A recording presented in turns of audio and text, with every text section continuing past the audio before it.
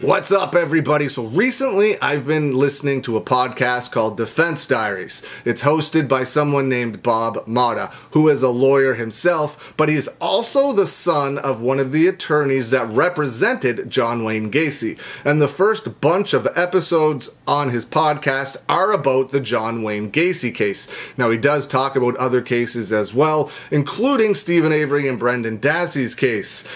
He has, I think, 7 episodes out about that right now. I've listened to the first 6. I will definitely be listening to the newest one real soon. But I'm on episode 23 right now of the John Wayne Gacy part of his podcast. It's an excellent listen. I can't recommend it enough. But he states something in this podcast, and it got me thinking to something about Stephen Avery's case. Now, I will link the tweet with the audio in the description below so you can go have a listen for yourself. Now, what he says is how a piece of evidence needs to be photographed in its original position to keep chain of custody, which is extremely important in any case. Chain of custody is extremely important, so they can track where the evidence has been, where it goes, where it ends up. All of that stuff is extremely important.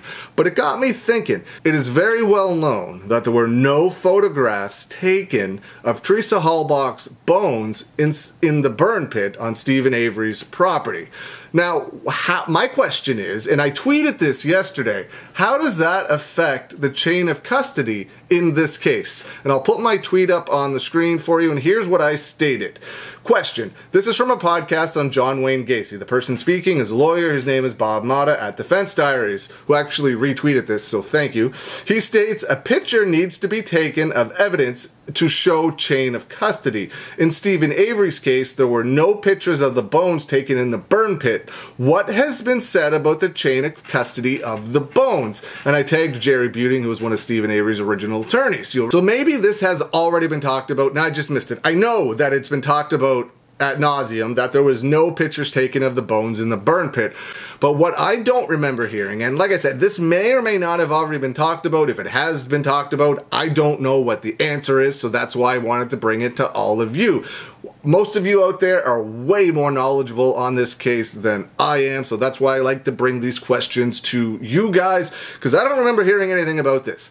What happened with the chain of custody with the bones? Because there were no photographs taken of the bones in the burn pit, what was the chain of custody? Was that ever mentioned in the trial? Has it ever been brought up? Was it just dismissed? I am extremely interested to know about the chain of custody of the bones, considering there was no pictures taken. It's very interesting. As soon as I heard that on the Defense Diaries podcast, I was like, whoa, that makes perfect sense. I mean, I knew part of that already, obviously, but I never, thought of it in terms of the bones and the chain of custody. I don't ever remember it being mentioned anywhere from either side, so I'm very interested to see what that comes out. I thought of that instantly. I'm like, wow, there was no pictures of the bones. What about the chain of custody with them? But let me know. Has it already been answered? Let me know. Leave some comments below. I hope you're having a good day, and I will see you again soon.